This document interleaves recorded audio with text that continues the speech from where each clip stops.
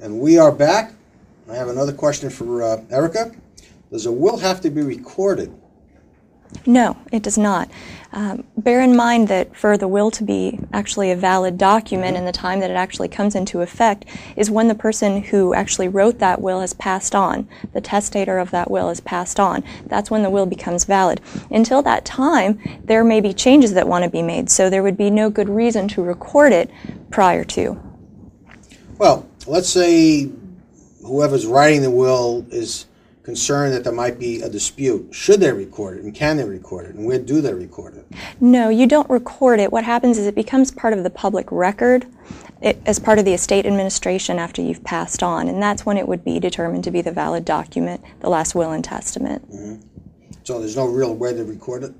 There isn't. No, you don't record the will. Okay. All right. That's because that was a question that people have asked me, so I don't know. Speak to an attorney. You used to be able to deposit your will with the clerk of court in Mecklenburg for safekeeping.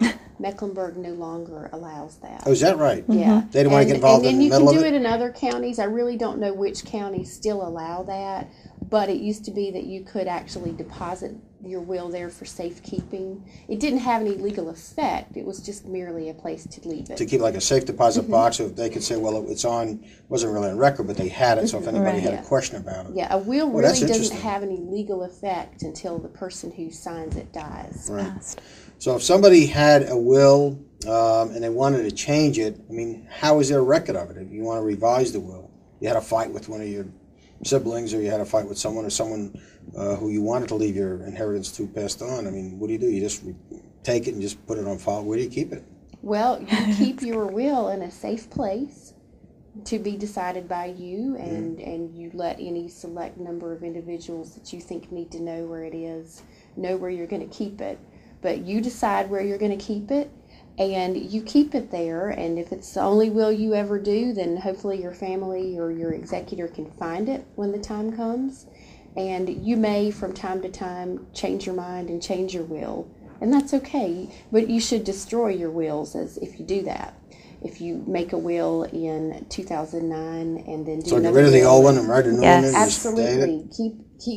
Keep the original, destroy it. If you update your will and do a new one, you don't want more than one original will sitting around, because if the wrong one gets taken to the courthouse and then we find what about simply dating it? In other words, updating it with a date. That's a good question, but again, the better practice is going to be to actually destroy your previous wills just to avoid any confusion.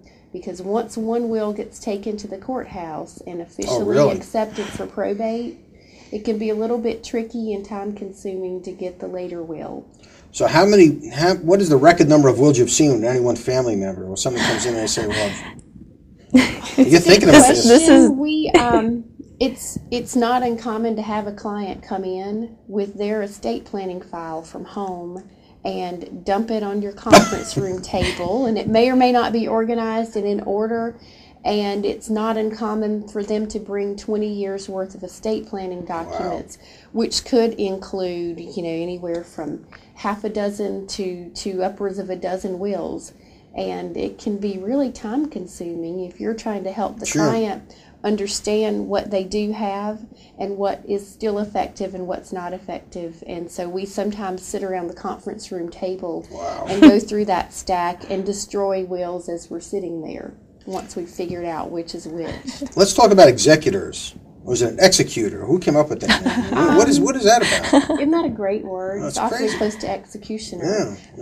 Executor, or executor as some people pronounce it, is literally the person who executes your will. They carry out the terms of your will. They take your will to the courthouse, get it admitted for probate. They then begin the process of figuring out what your assets are, what your liabilities are, how to get those liabilities paid, and then distribute your net assets as your will has dictated.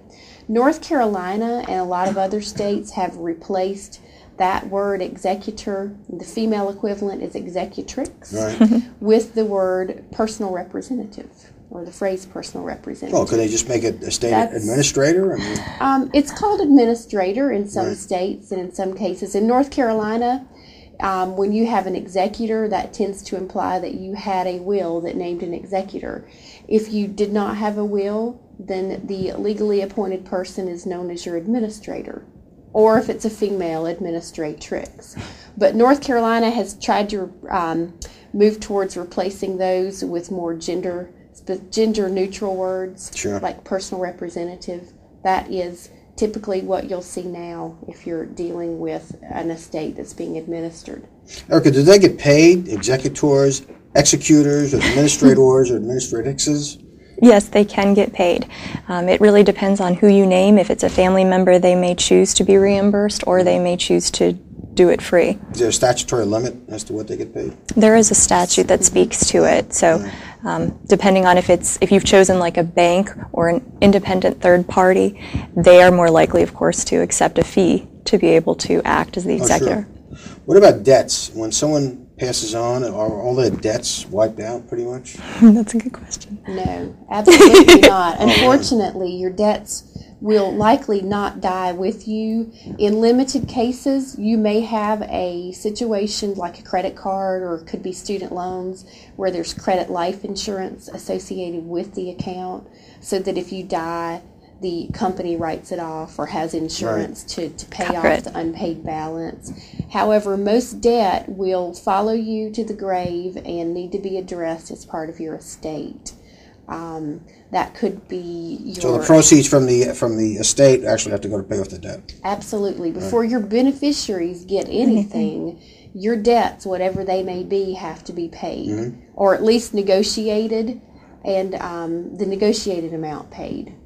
Okay. In some cases, your spouse may even be liable. If you're married, Well, I would assume spouses would be liable in most cases.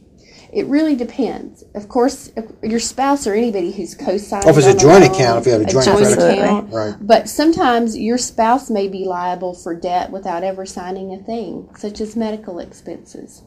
If you go to the hospital and receive treatment and you are married, then your spouse is, under North Carolina law, considered liable for that debt without ever signing a thing. Even without signing as a responsible Even party? without signing. North Carolina follows what's called the doctrine of necessaries. Under North Carolina law, spouses are deemed liable and are expected to furnish certain necessary items for their spouses, such as food, clothing, and medical care.